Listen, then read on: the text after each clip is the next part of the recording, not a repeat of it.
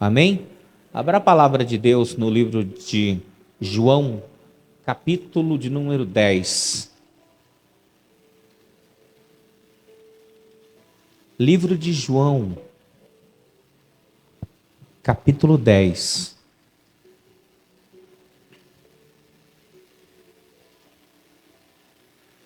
É sempre um prazer estar à disposição para trazer ainda mais de um culto de doutrina. A responsabilidade, ela multiplica, né, irmão?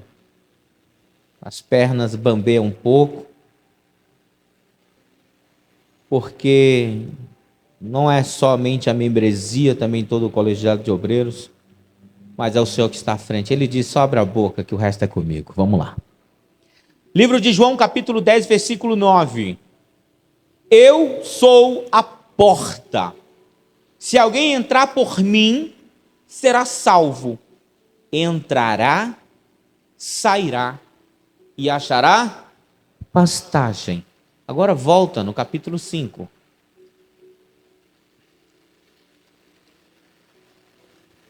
Versículo 1. Passada estas coisas, havia uma festa dos judeus, e Jesus subiu para Jerusalém. Ora, existia ali junto à porta das ovelhas um tanque chamado em hebraico Betesda, o qual tem 5 pavilhões. Nestes jazia uma multidão de enfermos, cegos, coxos, paralíticos, esperando que se movesse a água, porquanto um anjo descia em certo tempo, agitando a água, e o primeiro que estava no tanque, uma vez agitada a água, sarava de qualquer doença que tivesse. Estava ali um homem enfermo havia 38 anos. Jesus, vendo-o deitado e sabendo que estava ali há muito tempo, perguntou-lhe: queres ser curado? Respondeu-lhe o enfermo: Senhor, não tenho ninguém que me ponha no tanque quando a água é agitada, pois enquanto eu vou, desce outro antes de mim. Então lhe disse Jesus: levanta-te, toma o teu leito e imediatamente o homem se viu curado e, tomando o seu leito, pôs-se a andar. E aquele dia era sábado. Dê um glória a Deus, pode se assentar em nome de Jesus. Glória a Deus. O Senhor é maravilhoso. Quando a Escritura Sagrada, no livro de João, capítulo 5, diz: e passadas estas coisas, havia uma festa dos judeus. Qual festa era essa? Estudiosos, teólogos, eles não conseguem afirmar com certeza qual festa seria essa. Muitos, ou a maioria, aponta dizendo que é a Páscoa. E os irmãos que sabem que quando há uma festividade religiosa, é algo que mexe com a cabeça das pessoas, é algo que mexe com o coração das pessoas, é algo que mexe com a fé das pessoas. Não muito distante daqui, nós temos no estado de São Paulo uma grande festa religiosa que romeiros vão em direção à cidade de Aparecida. Por quê? Porque eles acreditam que as graças recebidas durante o ano foi efetivada, foi dada por Maria, que naquela região ela é a padroeira. E quando você vai na estrada, você percebe que vai pessoas descalças. Já pensou, irmão? Um sol de 40 graus no asfalto e pessoas descalças? Pessoas de joelho, caminhando quilômetros e quilômetros e quilômetros para pagar o que? Uma promessa religiosa. De uma forma enganosa, mas estão ali praticando o quê? A sua fé. Também nós temos aqui, vizinho, cerca de 300 quilômetros daqui, o município de Niquelândia, onde também, ali eles praticam a festa do Muquem, aonde pessoas andam 300 quilômetros. Para quê? Para pagar a promessa. Para quê? Para praticar sua fé. É uma fé enganosa, e digo e afirmo, sim. Mas eles estão o quê? Exercitando a sua fé.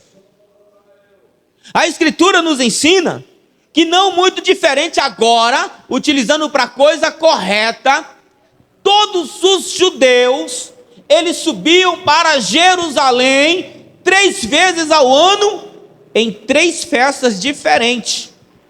E uma dessas, toda a nação judaica, israelita, ela subia para Jerusalém para frequentar e para sacrificar no templo, assim como foi na história de Ana, juntamente com seu esposo Eucana e sua a segunda esposa Penina. Assim como era tradição subir a Jerusalém para sacrificar, esta era a época em que Jesus estava em Jerusalém. E a Escritura diz que Jesus entrou por essa porta. Agora, o interessante, irmãos, é que Jerusalém, o muro de Jerusalém, ela não tem só uma porta. Dentro da Escritura, no livro de João capítulo 5, nós lemos que Jesus, ele estava onde? Perto da porta das ovelhas. Mas as pessoas que subiam a Jerusalém, e segundo historiadores, em Jerusalém, nesta época, haviam 10.000 habitantes. Aqui em Planaltina de Goiás, nós somos 115 mil, ou seja, a população de Planaltina é 10 vezes mais habitantes do que a Jerusalém da época de Jesus. Por que eu estou trazendo isso? Porque é um estudo, é palavra, é doutrina, e você precisa entender isso. Mas na época destas festas, havia um acréscimo de 3.000% de pessoas em Jerusalém. Enquanto estava tudo normal, 10.000 pessoas. Durante essas 3 festas, havia um acréscimo de 300.000 pessoas em Jerusalém. Porque havia uma romagem, uma romaria, aonde de toda a nação, de todas as tribos, de todas as cidades e até mesmo de muitos reinos. Por quê? Porque os judeus que estavam em outras nações também, eles vinham para Jerusalém para sacrificar ao Deus único e todo-poderoso. Você imagina como são muitos afluentes. Afluentes são o quê? Córregos. Há um grande rio, um grande leito de rio. E existem muitos afluentes. O que é afluente? São os pequenos riachos, córregos, rios pequenos que alimentam os rios grandes. Preste atenção que você vai entender. Na época dessa romaria, da subida para Jerusalém, vinha gente de todas as cidades pequenas. E iam se agrupando. Para início, eram grupos de 10, grupos de 20. Mas lá na frente eram grupos de 1.000, mais à frente grupos de 10.000, e iam se aglomerando a caminho da cidade de Jerusalém. De tal forma que para comportar a entrada de toda essa gente, a porta das ovelhas já era pequena, já era minúscula, era incapaz, porque Jerusalém ela tinha 12 portas. Tranquilo, não vou falar as 12. Vou me atentar somente em duas do momento. A porta das ovelhas era pequena, minúscula. Mas os irmãos já vão entender por quê.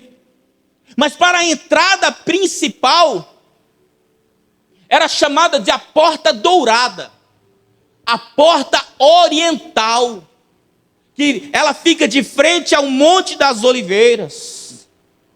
Ela fica localizada ao leste. Essa porta, ela não era somente alta, ela era também larga. Para quê? Para que as pessoas pudessem entrar com tranquilidade.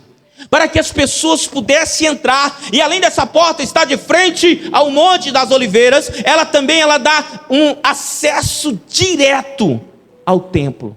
Ou seja, sem curva, sem dar volta, sem pegar a esquina, ela dá de frente ao templo. A Escritura diz que Jesus, ele com um desses pequenos afluentes, juntamente com aqueles que o seguiram, eles entram na direção da porta maior, da porta da honra. Aleluia! Quem não gosta de honra? Quem é que não gosta de honra? Esse mesmo Jesus, outrora, iria entrar por essa porta em cima de um jumentinho, e as pessoas colocando as suas roupas no chão, e as pessoas arrancando palmas e dizendo: bendito é o rei que vem em nome do Senhor. Quem é que não gosta de honra? Ter honra é maravilhoso, irmão. Porventura estar pregando aqui nessa noite não é uma honra? É uma honra. É destaque. Tem gente que tem raiva quando vê alguém ministrando aqui, porque queria estar aqui e não consegue. Por quê? Porque não tem dom para isso. Tem gente que morde a própria língua, porque é Satanás na vida. Você está entendendo isso ou não, irmão? Nós precisamos entender que ter honra não é simplesmente dizer eu quero, é preciso ter reconhecimento, é preciso alguém olhar e dizer: esse é bendito, esse merece, esse o passado conduziu até aqui. Você sabe por que aqui no altar tem degraus? Sabe por quê? Porque você precisa de fases para você chegar até aqui. Preciso ter fases. Fases é oração, é jejum, é história na presença de Deus. Não é simplesmente subir ao monte, descer diácono, descer apóstolo, descer pastor. Não, tem que ter história, tem que ter processo, porque muita gente olha para o pastor A, para o pastor B e diz: o que ele faz eu faço. Mas você faz o que ele fez? Você abriria mão do que foi aberto por ele? Porque tem gente que abre mão do culto pelo trabalho. Tem gente que abre mão do culto pelo cinema. Tem gente que abre mão do culto para um aniversário. Tem gente que abre mão do culto por qualquer coisa, mas não abre mão de qualquer coisa pelo culto. Você está entendendo isso, irmão? Porque ter honra não é para qualquer um. Tem que suportar, porque o jugo, irmão, o jugo tem hora que dói. Jesus então está onde? Em direção à porta da honra, aonde é aberto para todos. A porta é escancarada, a porta é dourada. Jesus está no caminho, e ele vai andando, de repente já não está mais à frente da porta dourada. Jesus vira-se para outra direção, a direção do norte, da muralha. Ele vai na direção do norte. Por quê? Porque enquanto... Irmão, tem coisa gostosa se esse culto estivesse aqui transbordando de crente, pastor. Ninguém é hipócrita não, irmão. É gostoso quando você ministra e tem 500, 1.000, 2.000 membros. Jesus estava no culto que faltava lugar. Se alguém caísse, era atropelado, porque ninguém parava. Porque queria chegar onde? No templo. Porque no templo é tudo limpo. No templo tem muito ouro. No templo os sacerdotes, eles não gritam. No templo há ordem de tal forma que, segundo a lei, coxo não entrava no templo. Sabe para quê? Para não atrapalhar. Enfermo não entrava no templo, para quê? Para não atrapalhar. Uma das maiores provas que eu te digo, meu irmão, é que quem vai na direção da porta larga, quem vai na direção simplesmente pelo movimento A, pelo movimento B, aquele pastor é isso, aquele pastor é aquilo, eu vou dizer para você, um dia eu estava fazendo um culto na casa de uma irmã, e a irmã falou para mim assim: pastor, no próximo culto lá não pode ter não, porque vai ter um ato na esplanada e Valdomiro Santiago vai estar lá, o senhor me leva? Eu falei: não, irmã, vai com seus pés, porque o Deus que eu adoro, ele vai estar aqui, aonde nós estivermos. Não vem querer me contaminar com a sua falta de fé não, irmã, porque tem crente que está do teu lado, mas te suga. Está no chão, em vez de pedir força para te levantar, ele quer te puxar para baixo. Porque é contagiante, irmão. Se você fica do lado de alguém feliz, você vai ficar feliz. Irmão, agora tu fica do lado de alguém... irmão, a própria Bíblia diz que estar do lado de uma mulher rixosa é mesmo de estar debaixo de uma casa cheia de goteira. É melhor estar dentro de uma casa cheia de goteira. Opa, uma goteira aqui, outra goteira aqui. O irmão parece que está dançando no espírito do poder, uma valsa igual Davi. Não! É melhor estar numa casa dessa do que junto de uma mulher rixosa. É melhor estar dentro de uma casa cheia de goteira do que do lado de alguém chato. Porque tem crente chato. Não pode isso, não pode aquilo, meu Deus do céu, irmão, deixa de ser chato. Meu irmão Tiago vai saber dessa frase. Enquanto os árabes têm os xiitas, muitos de nós tem alguém do lado, tem os chatos. Você está entendendo? Gente que só quer te jogar pro chão. Tem gente que, se é o culto de ceia, a galeria é lotada. Cruzada é lotada. Irmão, é o quê? É o templo, indo para o templo, porque no templo tudo é gostoso. Mas Jesus observou tudo isso e ele mudou a sua trajetória. Dá glória a Deus por isso, irmão. Porque quando Deus quer fazer algo na tua vida, ele muda a tua trajetória. Ele muda o teu caminho. E tem gente que fica falando que é o diabo, é Deus agindo. Eu fico imaginando Jonas. Vou nada. Nínive, estou fora. Entra no barco. Demora um pouquinho, vem um vento forte. O navio vai para um lado, o navio vai para o outro. E o mar? O mar começa a balançar. Eu fico imaginando se fosse alguns crentes de hoje. Chegava no pastor e falava: pastor, Satanás está furioso, está sacudindo o barco.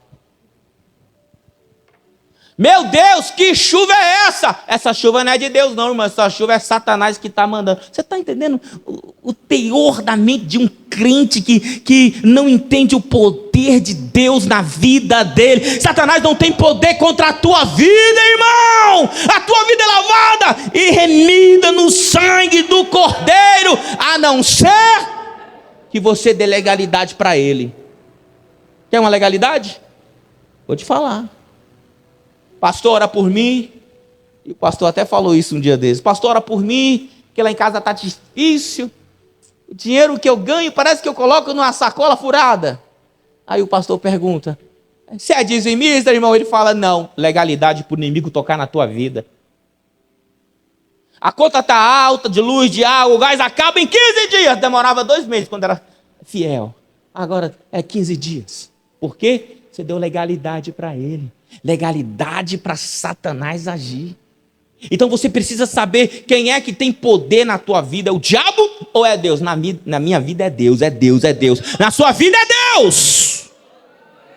Jesus, então, ele muda a trajetória. Ele vai na direção da onde? Da porta das ovelhas. Essa porta das ovelhas, eu estive estudando sobre ela. Essa porta era como se ela nem existisse quando construíram as muralhas. A muralha de Jerusalém. É como se ela nem existisse. Sabe por quê, irmão? Porque só existia algumas. Mas a porta dourada sempre esteve. A porta oriental sempre esteve. A porta da honra sempre esteve lá. Mas os sacerdotes, escute, lembre-se, era distante as cidades, era distante os reinos. E o que eles iam fazer em Jerusalém? Eles iriam o quê? Sacrificar. E o que eles sacrificavam? Cada pecado, segundo a lei, era um determinado animal. Eu fico imaginando aquelas pessoas que moravam 2, 3 dias de distância de Jerusalém, arrastando um cordeiro pela estrada. Não tinha asfalto. Tinha poeira. Não era pavimentada, como você vai aqui para algumas chácaras. É melhor a estrada de chão do que muitos asfaltos. Era pedregulho. Era buracos.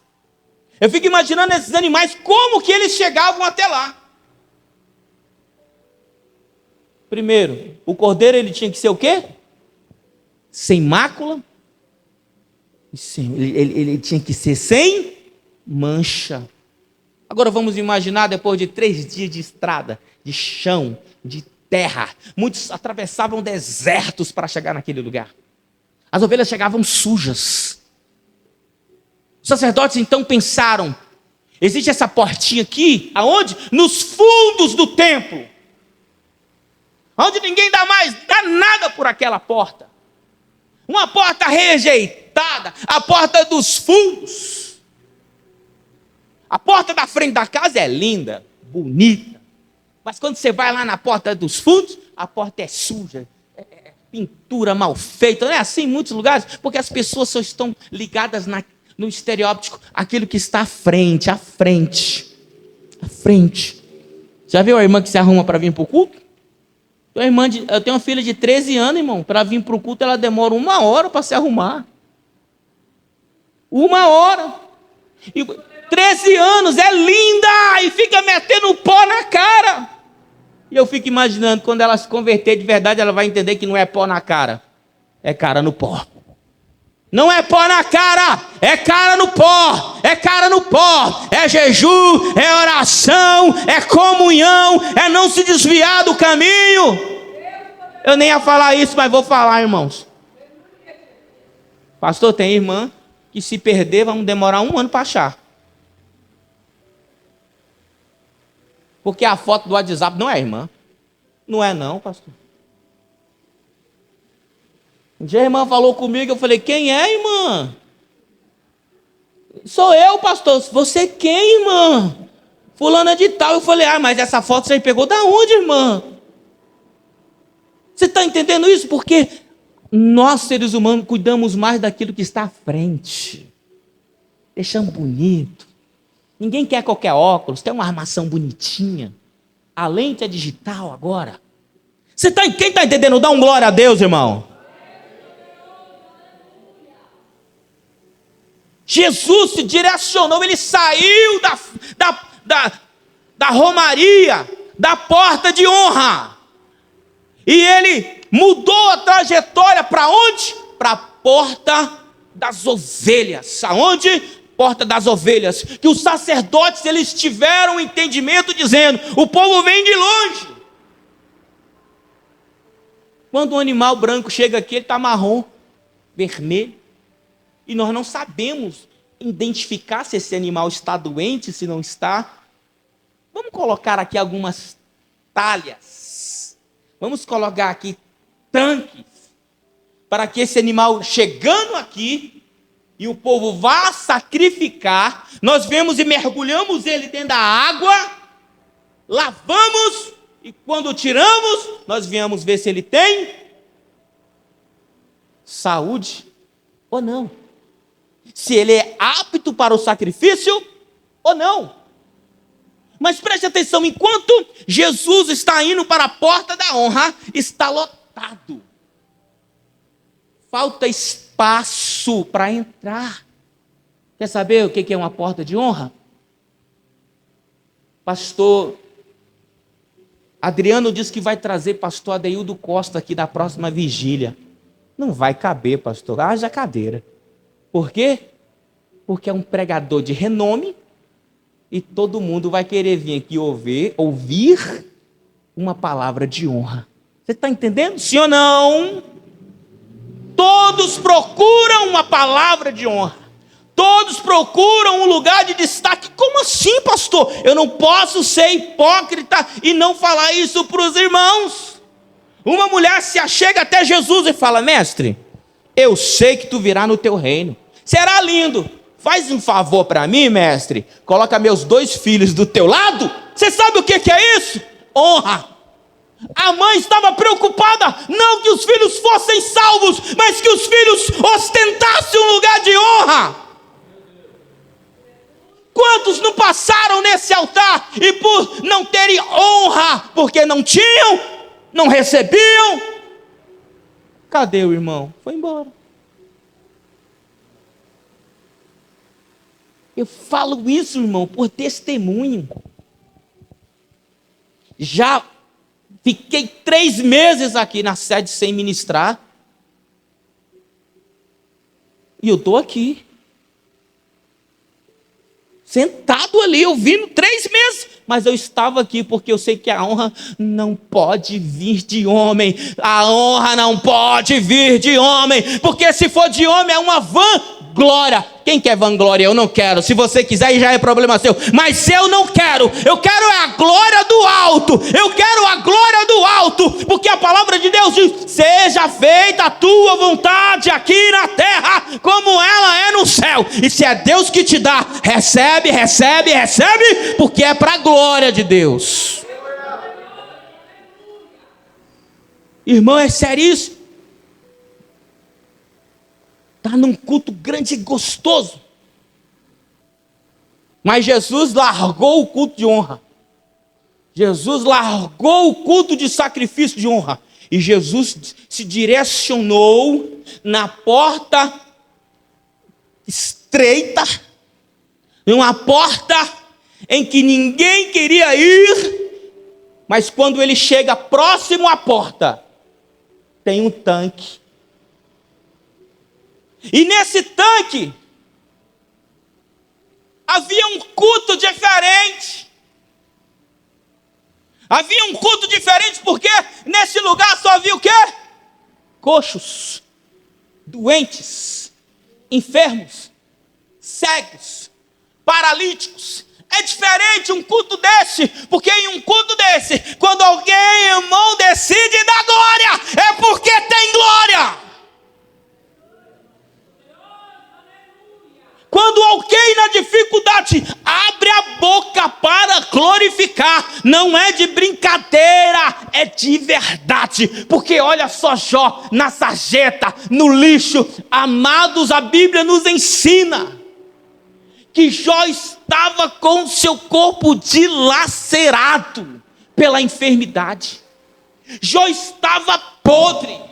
A sua carne estava fétida. A sua carne, ele era uma pessoa viva em um corpo de morto. Você está entendendo, irmão? Sim ou não? A mulher olha para ele e disse: já era. Amaldiçoa esse teu Deus e morre. E a voz da razão em Cristo diz: como uma louca tu fala. Receberei o bem de Deus e porventura não receberei isso, não receberei isso, não receberei isso. Jó está glorificando a Deus na pobreza, na doença. Amados, a condição de Jó era tão difícil que, segundo alguns estudiosos, seus amigos cavaram um buraco, uma caverna, para ele se esconder lá dentro.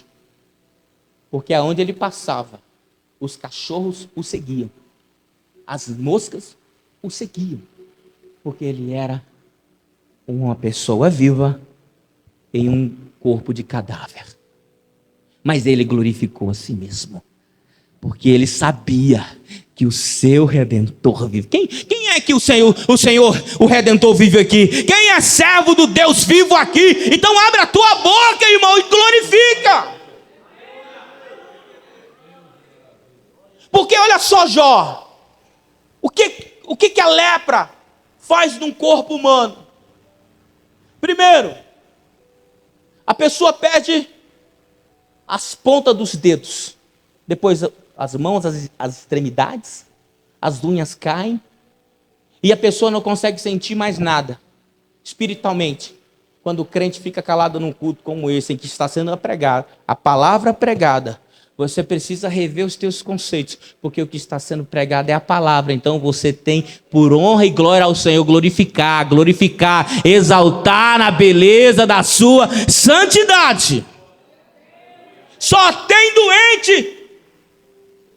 Ele larga o culto de honra, o culto que só tem um estereótipo de bem. E ele vai e ele fica no tanque. Jesus é a própria vida. Jesus é a própria cura. Ele não poderia exterminar com a enfermidade quando ele encontra.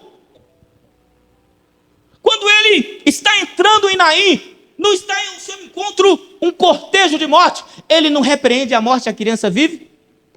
Quando ele chega em Betânia, quando ele manda tirar a pedra, ele chama por Lázaro. Lázaro não vem. Quando acaba o vinho em Cafarnaum, ele não diz: ei, pega essas talhas aqui, enche de água, e ele vai e transforma a água em vinho. Era mole para Jesus, igreja. Era mole. Mas o problema é que a palavra de Deus diz, sabe o quê? Que os olhos do Senhor estão a percorrer por toda a terra para achar, encontrar os verdadeiros adoradores. Ele poderia falar: você que é coxo anda, você que é cego vê, você... Ei, irmão, ele poderia fazer isso. Mas eu consigo me imaginar lá naquele lugar. E Jesus entrando, preste atenção, irmão, e passa do lado de um cego. Opa, com licença. E o tanque? E Jesus vai andando em volta do tanque. E ele vê alguém deitado no chão. Opa, com licença. E ele continua dando volta no tanque. E ele vê pessoas sem braço. Ele vê pessoas sem perna. Ele vê pessoas sem um monte de problema naquele lugar. Mas de repente ele se achega próximo a um paralítico. E ele se aproxima e diz para aquele homem: queres ser curado? Qual é a sua resposta, igreja? Qual é a sua resposta, igreja? Pastor, se agora um bilionário chegar para você e disser: me passa teu Pix aqui, eu vou te fazer agora um Pix de R$1 milhão, mas você tem 60 segundos para me falar o que você vai fazer com esse 1 milhão. Tem gente que trava. Tem gente que não sabe por quê? Porque estamos acostumados a viver no natural, naturalidade. Estamos vivendo na naturalidade, na natureza humana. Estamos vivendo nivelados aqui embaixo. O que você faria com R$1 milhão? Em 60 segundos. 59, 58, 57. Se alguém chegar e falar assim: eu vou te dar R$1 milhão. Eu lembro que um dia eu tinha 2 celulares. Tem gente que tem até 3, né, irmãos? Celular barato. E eu estava no estacionamento esperando alguém voltar. E aí um flanelinha chegou para mim, pastor Roberto, e eu conversando com ele, e ele disse, tá difícil mesmo. E conversando, alguns flanelinhas recebem, não recebe mais moedinha, recebe Pix agora, você manda para ele. Sim ou não, irmãos? Recebe ali até no Pix. Aí eu falei sobre isso, ele falou, eu estava recebendo no Pix, mas o meu celular quebrou, estou sem celular. Aí eu disse, toma isso aqui para você. Aí ele falou assim, não, isso aí não, é seu. Aí eu falei, por isso mesmo, irmão, que é meu que eu estou te dando. Ele se assustou e não quis o celular. Assim somos nós na presença de Deus. Oramos, clamamos, suplicamos pelo milagre, pelo poder de Deus na nossa vida. E quando Deus fala, toma, você não aceita, porque você não acredita. Irmão, está na hora de mudar esse pensamento de ser crente natural e começar a pensar no alto, naquilo que é de cima. Você está entendendo isso, igreja? Oh, aleluia!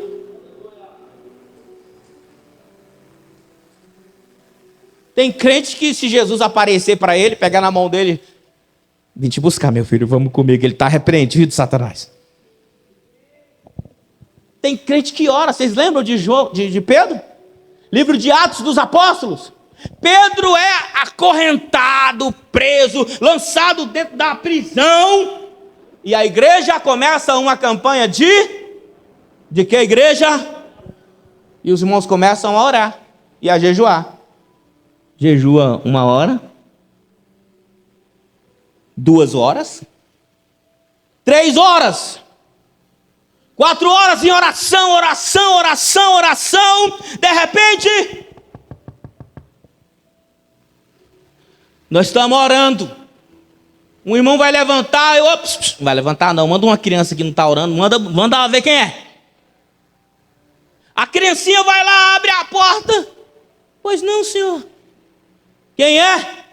Pedro. Ela bate a cara na porta de Pedro e volta. Quem era? E a criança diz, é Pedro. Eles não acreditam, porque mesmo vivendo uma época em que o Espírito Santo agia de uma forma sobrenatural, alguns ainda viviam em um plano natural, nivelados pelo natural. Jesus operou um milagre, libertou Pedro pela oração deles, mas eles não acreditaram. É preciso, irmão, saber o que você quer quando Deus se manifestar na tua vida. Aleluia! Quando você for em Israel, ninguém vai dar um glória? Ninguém quer ir em Israel? Quando você for em Israel, irmão, ninguém quer ir em Israel? Você está entendendo? Profetizando na sua vida e você não está recebendo.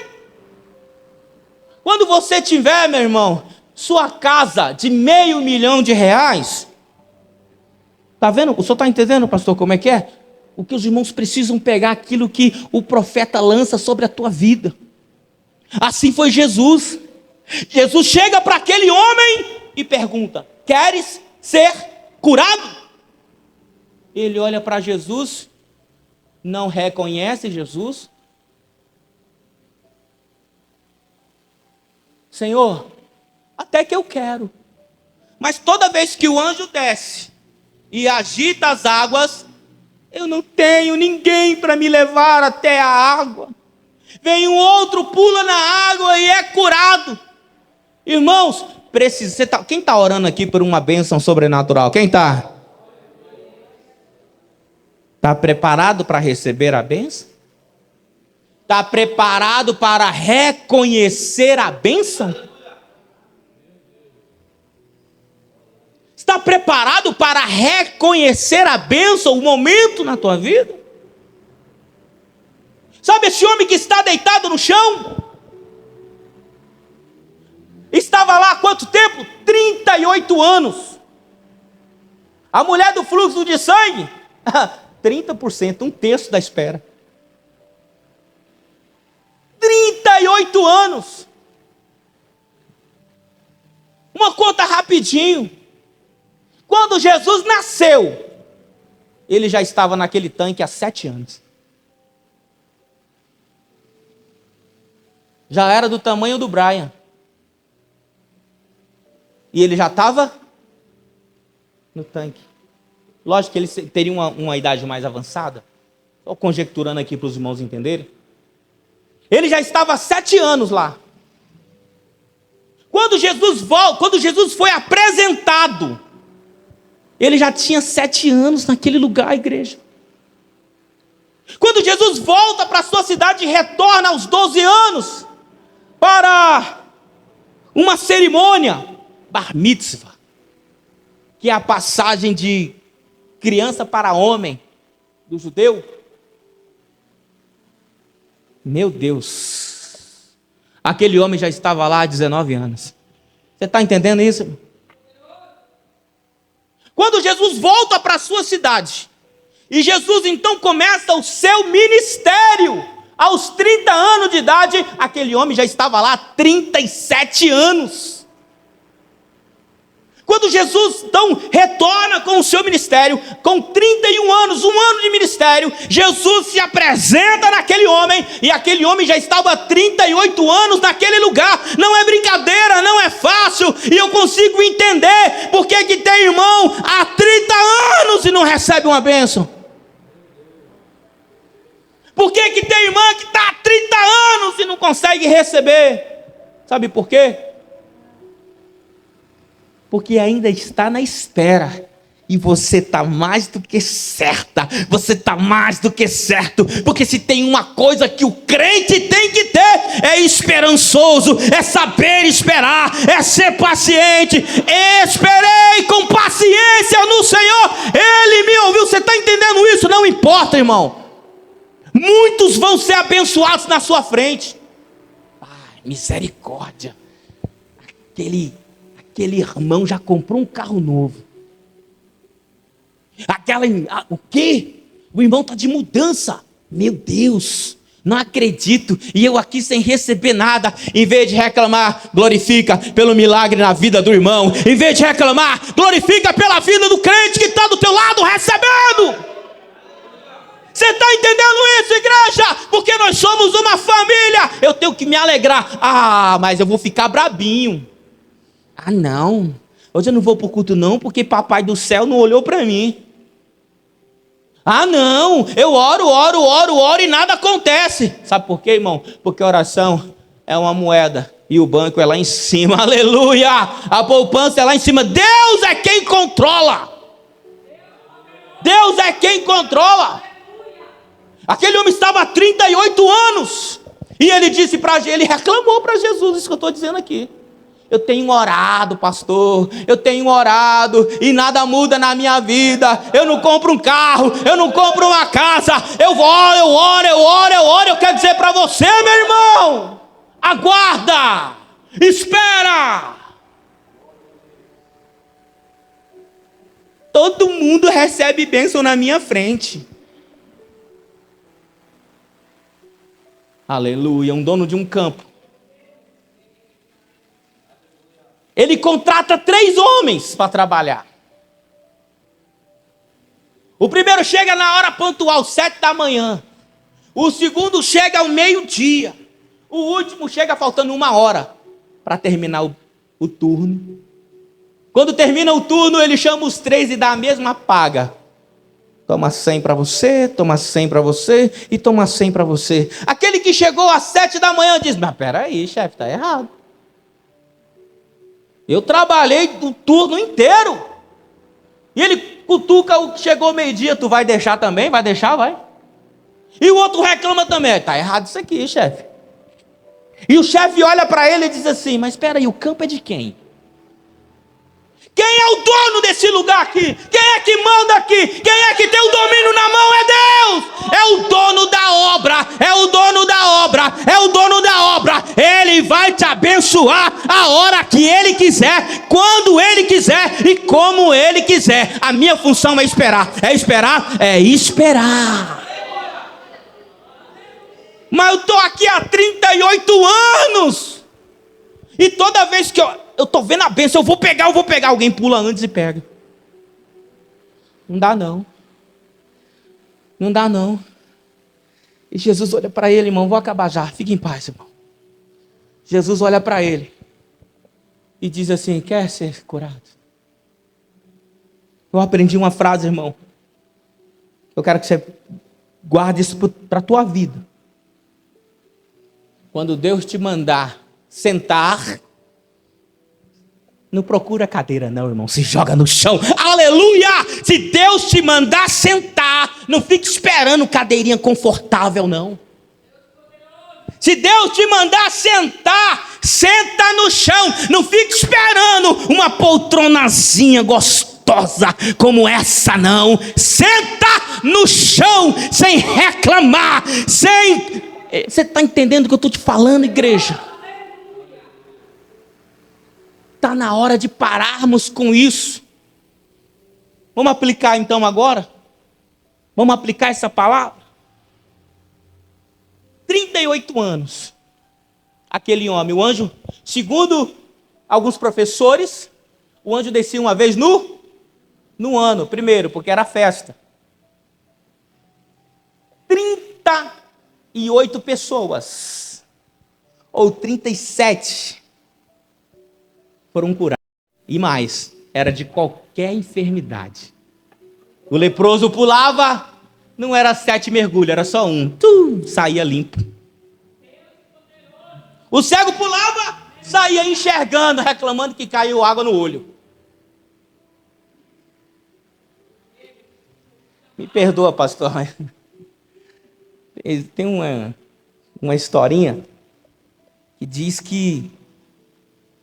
Uma história, meu irmão, não está na Bíblia, amigo. Está nos acompanhando no YouTube. É história, não está na Bíblia. Então alguém vai falar, né, pastor Jefferson? Isso não está na Bíblia. Uma história. Jesus desce, chega num hospital municipal, não vou falar de qual cidade. A fila está enorme. Ele chega no médico, fala assim: tudo bom, doutor? Eu vou assumir o plantão. Jesus assumiu o plantão, pastor Adriano. E aí o doutor sai alegre e Jesus veste o jaleco, se assenta na cadeira e grita: próximo. Quem vem? Um cadeirante. Jesus olha para ele e diz: levanta e anda. O cadeirante levantou e saiu. Na hora que ele sai na porta, a filona, o próximo da fila pergunta para ele: como é que é esse próximo médico? Como é que é esse novo médico?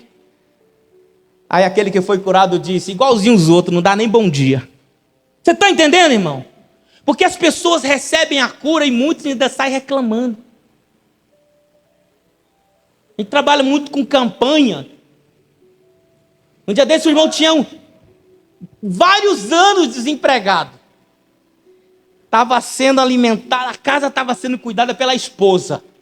E ele desempregado, a porta não abria. Nós fizemos uma campanha, a campanha chamada Reconstruindo Sonhos. O irmão recebeu um emprego no terceiro dia de campanha. E aí um dia desse eu estava conversando com ele, está na hora de dar o testemunho, o irmão. Ele falou: não, pastor, só estou chegando atrasado agora em casa. Você está entendendo? Porque as pessoas recebem a bênção e ainda saem reclamando. Jesus perguntou para aquele homem: quer ser curado? E ele disse: sim, Senhor, eu quero, mas toda vez, porque a desculpa está dentro do ser humano. É algo que está entranhado em nosso ser, em nossa alma, em nosso orgulho, vaidade, e tudo começou no Éden. Adão, que coisa foi? Que foi isso, Adão? Nós não conversamos que você não poderia comer daquela árvore, daquele fruto? Foi a mulher que tu me deu. Desculpa. Filha, por que tu fez isso? Foi a serpente. E eu fico imaginando a coitada da serpente olhando para trás e não encontrando ninguém. Você está entendendo, irmão? Primeira frase do dia para a tua vida foi: se Deus te manda sentar, não procure cadeira, sente no chão. Segunda frase: se você é muito bom em desculpa, muito provavelmente tu não será bom em mais nada. Vou repetir. Se você é bom em desculpas, muito possivelmente tu não vai ser bom em mais nada. Em mais nada. Em mais nada. Você está entendendo, igreja? Então hoje é o dia de acabar as desculpas. Jesus está perguntando, quer ser curado? Ele diz sim. Então levanta, toma o teu leito e anda. Acabou a desculpa, acabou a desculpa, acabou a desculpa. Não tem mais desculpa na tua vida. Levanta, toma o teu leito e anda. Chega, chega. Porque ele não veio para o culto, pastor, não sei o que, isso, aquilo. Chega, fala a verdade. Pastor, não vim porque eu não quis mesmo. É até mais honroso, não vim mesmo. Foi decisão minha. Aí eu assumo. Eu assumo. É noite, irmão, de você rever os teus conceitos. Está pronto para receber o teu milagre? Ou vai deixar ele passar? Sabe por quê? Porque o milagre, irmão, muitas das vezes ele só tem franja, não tem rabinho de cavalo. Tem que pegar ele de frente. De frente. Tipo o pastor João, só tem esse coquezinho aqui na frente, ó. Por isso que a minha pastora me segurou na primeira oportunidade. Amém, igreja? Você precisa entender isso, irmão. A porta das ovelhas é a porta aonde Jesus tem um encontro comigo e com você. Não fica esperando um culto de honra não para Deus falar contigo. Eu vou falar um testemunho para os irmãos. Eu sei, os pastores têm o esbolsário, né? Caderno, né? Várias pregações, né? Aí eu também crio minhas pregações. E aí eu estava guardando só para culto grande, pastor Roberto. Aí um dia desse, Jesus me pegou assim num particular e me levou, sabe para onde? Pertinho ali da porta das ovelhas, num tanque chamado de Betesda espiritualmente. E ele me deu um banho. E ele me limpou espiritualmente. E eu entendi que palavra boa é a palavra que você prega, nem que seja para um crente no culto. Tem gente que fica segurando a bênção só porque é culto pequeno. Tem gente que segura uma profecia grande da parte do Senhor para o próximo culto, porque esse culto veio pouca gente. Irmão, não toca aquele hino, não toca o outro, porque o outro eu ia cantar só se a igreja tivesse cheia. Tem gente que fica guardando o melhor para culto grande. E eu fico imaginando Paulo e Silas. Não dá tempo não, Paulo. Não dá tempo não, Silas. É agora. Eu só quero adorar. Por isso estou aqui. Aqui aonde? Na prova. Aqui aonde? No vale. Aqui aonde? Na dificuldade. Aqui aonde? Ao meio-dia. Aonde? Na cárcere. Aonde? Apanhando. Aonde? Tá frio. Aonde? Tá difícil. Aonde? É no momento mais difícil é que o louvor sai com mais potência. Oh, aleluia! A cidade de Jerusalém, a cidade está cercada. Cercada. Os inimigos estão cercou tudo. Ninguém saía, ninguém entrava. E tem 4 leprosos lá fora. Eles estão entre a cruz e a espada, segundo o ditado popular. Se eles forem para o inimigo, eles são mortos. Se eles voltarem para Jerusalém, são mortos também, porque não é aceito. E eles é um raciocínio, irmão. Eu aprendi uma oração desde criança na fé, quando eu falo para o Senhor, Senhor, eu não tenho mais ninguém a quem clamar, Senhor.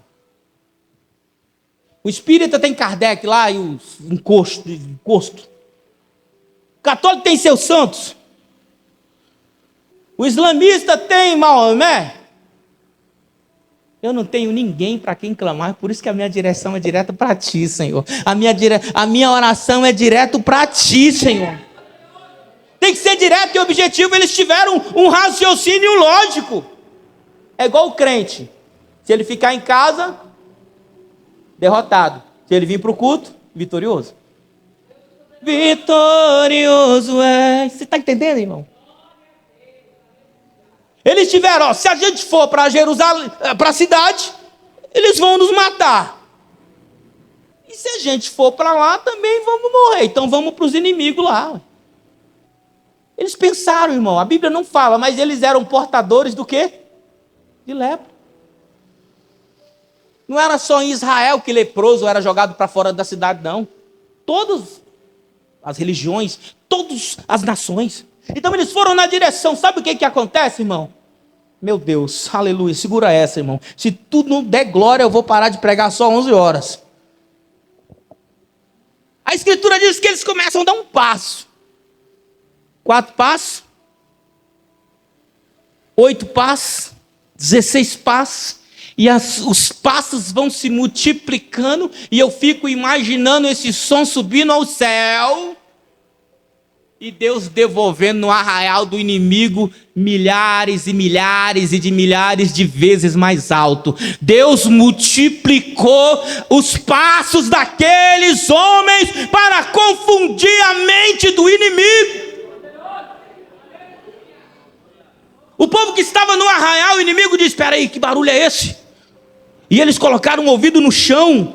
E eles sentiram a terra tremer. 4 homens fizeram a terra tremer, porque eles tomaram a decisão correta. A decisão do confronto. Uma decisão objetiva para mudar as suas vidas. A Escritura diz que os inimigos fugiram por causa da amplificação das passadas daqueles homens. Lembra da pregação? Que eu ficava aguardando para o culto grande? O Senhor falou: olha, no próximo culto pode ter um, entrega a pregação. E eu comecei a pregar, e agora todos os cultos o Senhor tem me dado pregação diferente. Sabe por quê? Porque cada culto é um passo que eu dou em direção para destruir as armadilhas de Satanás. E é isso que você precisa saber também, igreja. Não fica se reservando para o próximo culto, não.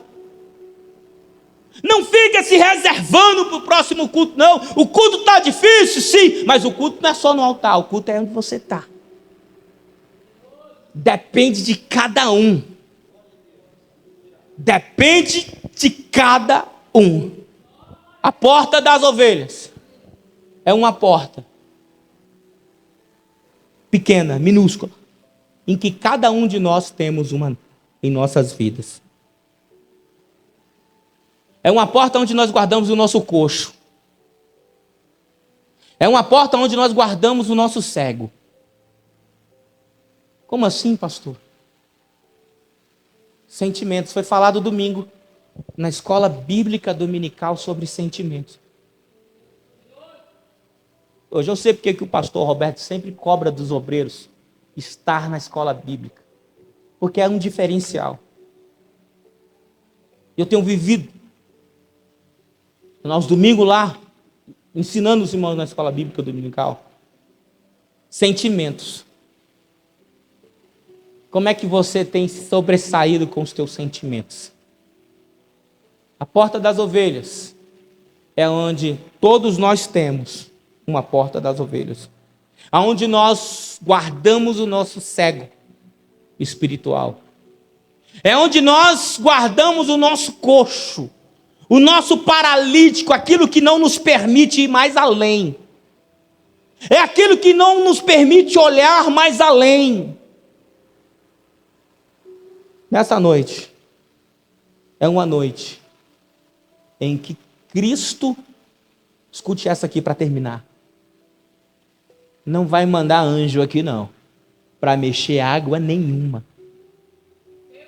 Nesta noite, o mestre não vai mandar querubim, não vai mandar arcanjo, não vai mandar serafim, não vai mandar anjo nenhum. Você sabe por quê? Que aquele homem ficou 38 anos naquele tanque? Porque não era anjo que iria resolver o seu problema. Era o próprio Deus.